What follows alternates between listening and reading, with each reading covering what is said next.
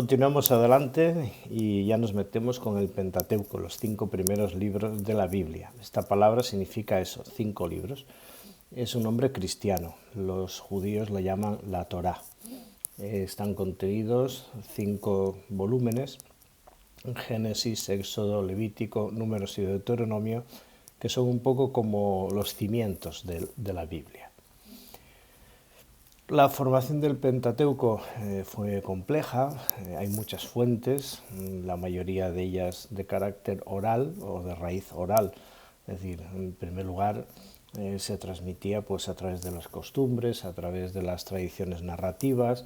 Durante muchos siglos fueron pasando de padres a hijos a través de muchos mecanismos y poco a poco eso fue convirtiéndose en una especie de patrimonio cultural, religioso, reflexivo, y a medida que avanzaba el tiempo pues se iba profundizando y se iban cristalizando pues algo así como los grandes principios que van a dar lugar después a toda la historia y todos los libros que encontramos en la Sagrada Escritura y, como no, pues la experiencia de la fe y en Dios que se ha revelado. Para entender este proceso de formación es importante tener en cuenta el papel de la familia, de la tribu. Para nosotros familia tiene una connotación. Antiguamente, en los ambientes sobre todo nómadas, tribu y familia pues era casi lo mismo. Tribu era un ámbito más grande, dentro de ese ámbito pues había familias. De todas formas era un contexto social, un contexto humano que se esforzaba pues en tener una identidad y en compartir el día a día. Y en ese compartir también estaban las experiencias, también estaba, como no, la religiosidad, también estaba pues los distintos modelos y estilos narrativos a partir de los encuentros familiares, especialmente, y esto es fácil de entender, a la hora de la cena. Cuando todo el mundo se volvía a casa, se encontraban en torno al fuego y había tiempo de sobra como para hablar de todo un poco y especialmente de esas cosas que configuraban la identidad y la pertenencia a la familia. Poco a poco, cuando la familia y la tribu van socializando cada vez más, van entrando en contacto con otros grupos humanos, se van creando como lugares significativos, puntos comunes que son pues eso, desarrollados como espacios de compartir, espacios de espiritualidad, espacios culturales y espacios donde esos elementos identificativos de cada tribu y de cada familia se van haciendo patrimonio común de un colectivo cada vez mayor. Hay 4 santuarios importantes y que en Betel, Hebrón y Jerusalén. Hay alguno más, pero estos son los más significativos. Y cuando se juntaban, cuando se reunían, pues compartían todas esas experiencias y poco a poco fueron creándose textos a distintos niveles, con distintos contenidos y con distintos objetivos. Pero eso fue dando ya consistencia a una serie de tradiciones que fueron consolidándose y que fueron convirtiéndose en patrimonio común de todos. Ciertamente los santuarios contribuyeron a la formación de textos legislativos y al ordenamiento del culto y de las costumbres, por decirlo así, y eso contribuyó a que poco a poco de la tradición oral fue pasándose a una tradición escrita y celebrativa. El paso de la tradición oral a la tradición escrita es lento, pasan muchos siglos, mucho tiempo, y aquí hay muchos estudios que tratan de identificar las distintas fuentes desde las cuales se fue redactando y escribiendo lo que ahora tenemos y que llamamos Pentateuco. Entre estas grandes tradiciones o fuentes podemos identificar, aunque ahora esto empieza a estar verse de otra forma, pero bueno, todavía sigue siendo 4 fuentes o 4 rasgos fundamentales que sí se encuentran en el Pentateuco. Es la llamada tradición ya vista, que se refiere pues, a una serie de textos y nomenclaturas que utilizan la palabra, la expresión Yahvé para referirse a Dios. Es una forma muy es posiblemente la fuente más antigua, o al menos la que se ve como más primitiva, y tiene una serie de características. Por ejemplo, que Dios es presentado de una forma muy próxima, muy, muy antropomórfica, con rasgos humanos, muy cercana. Yavista entiende que Dios interviene en la historia y en la realidad humana para devolverle su inocencia original. Se subraya que, aunque hay una experiencia del mal, sin embargo el mal es producto del pecado, y resulta que Dios interviene justamente para imponer el bien y para aclarar que la creación es buena y que el ser humano tiene una bondad original y una dignidad completamente defendibles. El elogista, llamado así porque utiliza la expresión Elohim, fundamentalmente proviene del norte de Israel, lo que hoy sería Galilea y toda esa zona de ahí.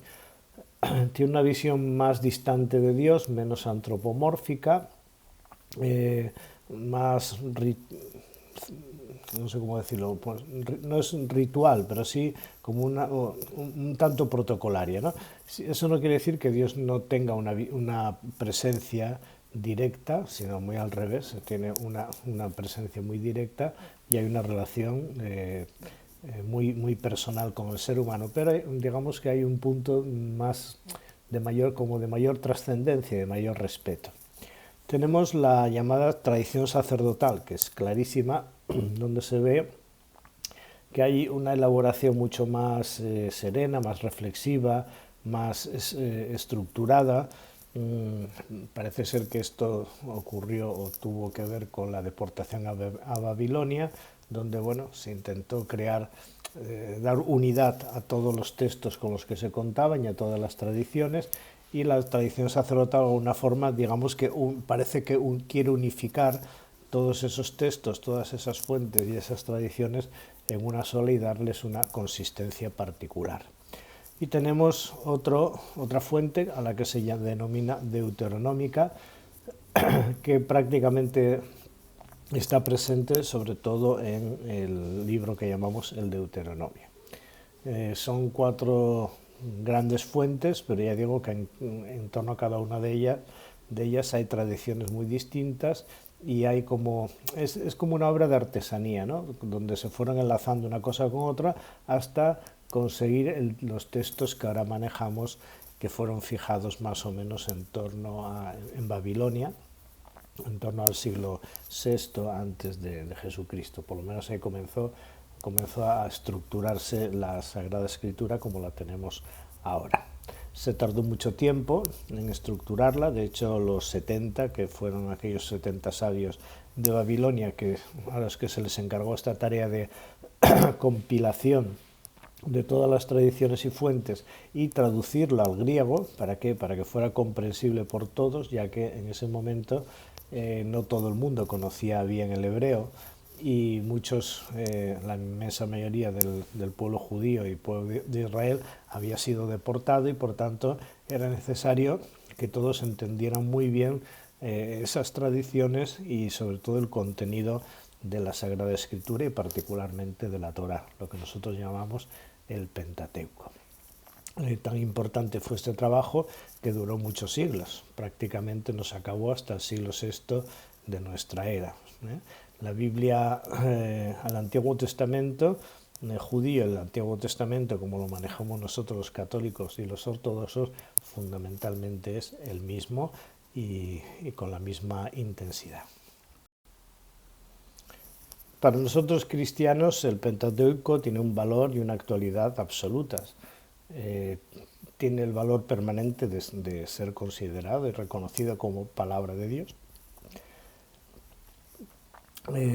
Está el testimonio de la revelación progresiva de Dios, de su persona, de nuestra naturaleza humana y también del proyecto, del plan en el que el Señor se trazó desde el principio, donde se manifiesta que Él quiere la salvación de todos los hombres y mujeres, que el ser humano está creado a imagen y semejanza de Dios, y que la palabra de Dios sobre nosotros es una palabra de bendición. y gracias a nosotros esta bendición llega a toda la creación. Son muy significativas las palabras del Génesis y vio Dios que todo era muy bueno una vez que concluyó la creación del hombre y de la mujer. Aparece en la historia humana que se revela como historia de salvación o sanación. La palabra salvación en latín es salus salutis, que se traduce como sanación. El pecado es visto como una enfermedad de la naturaleza humana, que no es obra de Dios, y por tanto hay que sanarla. El único que puede sanarla y devolver a la naturaleza humana su identidad y su dignidad es justamente el Señor. Y por eso Dios es fiel a una promesa que es alianza de amor. Y de esta manera el Pentateuco va a abrir el camino para la comprensión de la era mesiánica. El primer libro es el libro del Génesis. Comienza con estas palabras en hebreo, Bereshit bara Elohim. El nombre Génesis no se lo da, no es original, el original era Bereshit, los comienzos. Cuando se tradujo la Biblia al griego, o sea, el Pentateuco al griego, los traductores ya le dieron el nombre de eso, Génesis, que es el que nosotros manejamos. Comienza con estas palabras, Bereshit bara Elohim. Al principio creó Dios. La palabra bara se utiliza solamente cuando el sujeto es Dios, es un verbo, y significa crear. Y Elohim es una de las expresiones con las que se habla de Dios. Es una palabra interesantísima porque habría que traducirla, no es un nombre, es un adjetivo, es una descripción, porque ese que crea, cuyo nombre no se puede pronunciar, se revela como el que tiene todos los poderes. Es una palabra que curiosamente está en plural y se refiere a esa acción creadora. Dios es el que tiene todos los poderes y por tanto Él es el que tiene poder para crear.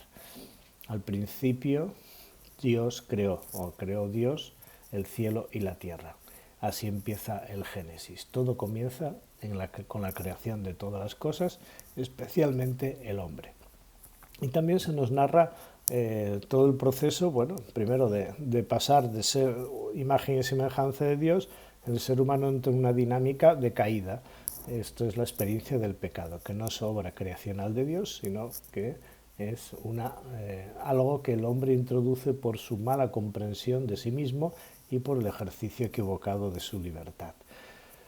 Justamente la caída del hombre provoca la intervención de Dios para rescatar al hombre, y rescatando al hombre, rescatar la creación. Lo que él había creado queda como mancillado y es necesario limpiarlo para que sea lo que tiene que ser, imagen y semejanza de Dios, y logre el objetivo para el que fue creado, que es participar del ser de Dios. En esto va a insistir, va a comenzar a hablar el libro del Génesis a través de la historia de los patriarcas, Adán, Noé, Abraham, Isaac y Jacob, y va a comenzar así lo que llamamos la historia de la salvación. El libro del Génesis se divide en dos grandes partes, desde la creación del mundo hasta la aparición de Abraham, y después la segunda parte, que es la historia de Abraham, Isaac y Jacob, donde se va fraguando la gran promesa que se hace a Adán de salvación y la promesa que se hace a Noé de restauración de la creación de una manera nueva, y poco a poco el texto va llevándonos para que entendamos las etapas posteriores de esto que llamamos historia de salvación. Para nosotros como cristianos esta historia es importante. Por eso el Génesis lo leemos desde la perspectiva cristiana, pues primero como alabanza y agradecimiento y reconocimiento de que somos creados a imagen y semejanza de Dios, de que hay una alianza donde el Señor quiere un cielo nuevo y una tierra nueva, y justamente es Jesucristo el cumplimiento de esa promesa que arranca desde el mismo Adán. Somos deudores de esa promesa, participamos de la naturaleza humana, pero también nosotros ya conocemos en qué consiste la salvación, en qué consiste la alianza, y que esos cielos nuevos y esa tierra nueva ya han comenzado gracias a la encarnación, muerte y resurrección de Jesucristo, que es el hombre nuevo. Precisamente un punto interesantísimo es observar que toda la creación nace de un uno, Dios, Elohim, Yahvé, y avanza hacia una unidad, que es justamente el ser partícipes de la naturaleza divina, la naturaleza de Dios. Esta es la acción salvífica. La acción salvífica es cósmica precisamente porque Dios pone en marcha una creación donde el ser humano puede vivir y puede desarrollarse como tal ser, pero Dios lo llama a salir de sí mismo para encontrarse precisamente con Dios. Es ir hacia la unidad, hacia la configuración del ser humano en su naturaleza auténtica y la finalidad auténtica de su ser. Y precisamente el libro del Éxodo, en hebreo se le llama Shemot, los nombres, habla de esto, de esta salida. De repente ese pueblo, esa humanidad se vio en una situación de esclavitud. Justamente Egipto y los ídolos es cuando tergiversamos nuestra relación con Dios y nos hacemos dioses a nuestra manera, es decir, nuestra imagen y semejanza. Pues Egipto y la idolatría representan la esclavitud del ser humano. El ser humano atado a sus pasiones, a sus equivocaciones, a sus errores. Entonces Dios actúa en esa historia para transformarla a través de mediaciones, siempre a través de personas. Lo hace de forma directa él personalmente, pero cuenta siempre con otros. Moisés será ese mediador. La liberación, lo que Dios realiza, es justamente el sacar al ser humano de sus situaciones de esclavitud para conducirlo a una nueva situación. Y esa nueva situación conlleva una alianza, una relación personal, donde Dios nos promete y nos asegura que Él está con nosotros, pero hay que hacer algo de nuestra parte, que es estar con Él, es decir, crear un vínculo, una relación que es un vínculo de amor. Esto le llamaremos la alianza, que como ya dijimos es un concepto fundamental. Se revela en nombre de Dios. Dios es y el que siempre será. La palabra Yahvé es muy complicada de traducir, es un circunloquio. Este Dios se revela como ternura materna, como aquel que nos quiere como una madre quiere a sus hijos, lleno de misericordia y fidelidad, y al pueblo se le denomina Israel, el pueblo que escucha a Dios. Es decir, la relación que se crea o que aparece en el Éxodo es una relación no de esclavitud, sino una relación de liberación. Liberación del ser humano de sus ídolos, de sus muertes, de sus equivocaciones, para entrar en una dinámica de liberación histórica donde el ser humano desarrolle lo que tiene que ser, hijo de Dios. Y justamente el Éxodo ya va apuntando hacia la tierra prometida, que no es solamente una cuestión de terreno, sino que es una cuestión sobre todo de estado de vida, de nueva situación de la humanidad. Y esto es lo que se irá aclarando posteriormente en los libros que vienen a continuación. El libro de Levítico, en hebreo Vayera, es decir, y él llamó, es un libro puramente legal. Está destinado, bueno, pues a hablar de la estructura legal del pueblo de Israel, tanto en cuanto pueblo, en cuanto sociedad, como en referencia a su relación con Dios. Aquí aparecen todos los rituales de purificación, todos los rituales vinculados a las fiestas, todos los rituales destinados a reconocer la presencia y la acción de Dios y crear los mecanismos, los protocolos y la liturgia, por decirlo así, de cómo relacionarse con Dios y cómo relacionarnos nosotros los unos con los otros en el nombre de Dios. Es un libro un poco aburrido en el sentido de que es un libro legal. Es interesante para ver cómo evoluciona el derecho en la Sagrada Escritura y desde luego para comprender pues todo el mundo judío y el ámbito en el que Jesús va a desarrollar su vida y la va a relanzar hacia una nueva comprensión de cómo ha de ser la relación con Dios. El libro de los números, en hebreo Ben Midbar, en el desierto, Resulta que ya retoma la historia de Israel. Donde quedó el Éxodo, digamos que lo retoma en Números.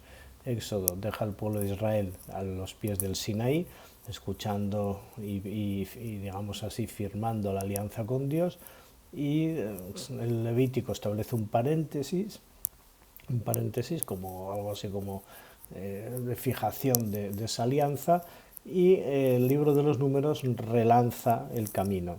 De nuevo, sitúa al pueblo de Israel en el desierto, camino de la tierra prometida, y está dividido en tres grandes partes, donde pues, se ven las distintas etapas que recorre el pueblo de Israel para llegar a la tierra de Canaán, que identifica como la tierra que Dios les va a entregar. Y el quinto libro, el Deuteronomio, Devarim, estas son las palabras, sería el título en hebreo, significa literalmente segunda ley. Este libro apareció en los cimientos del templo de Jerusalén en tiempos del rey Josías. Entonces se hace una reforma del templo, se encuentra este texto, y su lectura provocó un renacer de la experiencia de Israel como pueblo y un renacer religioso. Es un libro atribuido a Moisés, aunque está claro de que no es así. Es decir, sí, la tradición puede ser mosaica, pero el autor, el que lo escribe, no es Moisés, porque entre otras cosas habla de la muerte de Moisés. Entonces no puede ser que Moisés hable de su muerte y escriba el libro después de morirse.